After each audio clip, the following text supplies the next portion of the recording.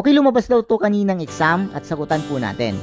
35% of the number is the 10% of 70. Okay, so 35%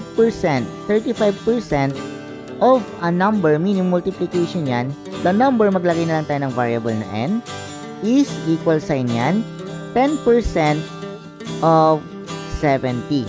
Okay, dito, 35%, pwede natin gawin yung decimal, 0.35 na lang. Pag mag-move tayo ng decimal, move natin to the left ng dalawang beses. Kasi percentage per 100 times n is equal to 10% of 70, manual na natin yan, 7 po ang sagot.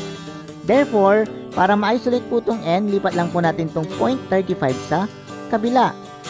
N is equal to, since pang multiply po yung 0.35 dito, pag nilipat, pang divide na siya. 7 divided by 0.35. Now, decimal po itong 0.35, gawin po nating whole number.